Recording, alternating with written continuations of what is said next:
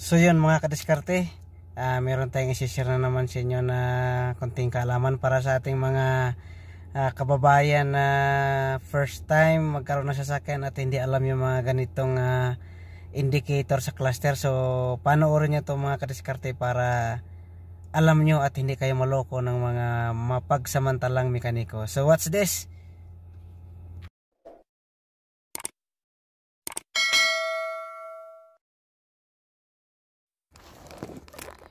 Yun, so ito mga kadiskarte, pag in-start mo yan, may lalabas dyan na ilaw. So tingnan nyo ha. Ayan, start natin. May lalabas yan mga kadiskarte na ilaw pag in-start.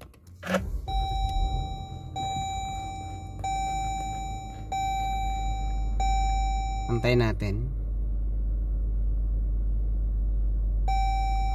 So yan mga kadiskarte.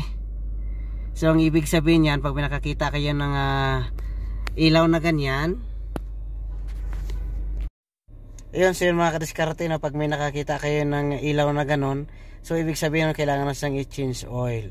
So minsan kasi pagkatapos na ng change oil mga kadiskarte, hindi pa rin mawawala yun, yung ganong ilaw. So ang gagawin natin mga kadiskarte, pagkatapos ng service, kailangan natin i-reset yung kanyang maintenance yan mga kadiskarte nyo, o service maintenance. Kailangan natin ma-reset para mawala yung ilaw na yon. Pati yung kanyang trip, i-reset natin yan para pag lumabas uli yung ilaw na yon, malalaman mo na kailangan na naman siya uli i-change oil after 10,000. Depende sa sasakyan mga kadiskarte kung ilan ang recommended na kilometer ng dealer mga kadiskarte. Wala yun, hindi na natin kailangan ng computer. I-manual reset lang meron siya. Meron din sa computer, meron manual reset. So ganitong gawin nyo mga kadiskarte. Kung ikaw ay may sasakyan na ganito, Grand Cherokee, so ganito lang yung manual reset ng kanyang oil. So tingnan nyo mga kadiskarte.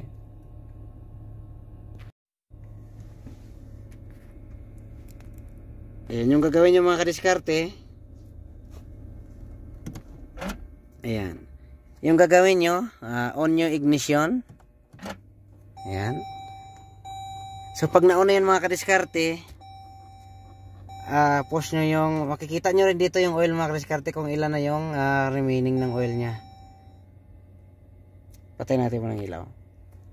So yan mga kadiskarte, no, yung ilaw nya, nasaan na ba yun?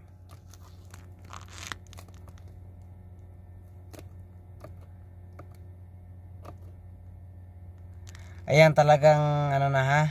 Ayan, 0% na siya mga kadiskarte. Ngayon ang gagawin mo dyan mga kadiskarte para maging 100% ulit yan, push nyo lang to yung accelerator pedal. Ayan. Push nyo yan mga kadiskarte sagad sa floor hanggat mag 100% ito.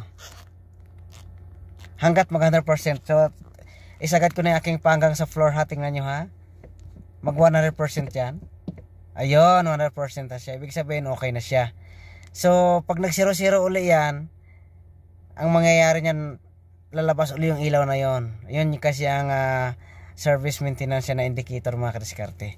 So yun lang mga kadiskarte, napakasimple lang siya. Yan, kahit ikaw kayang-kaya mo yan. Ayan, pag in-start natin uli yan, hindi na lalabas yung ilaw na yon. Hindi na lalabas yun kasi nga na-reset na siya natin. Ayan.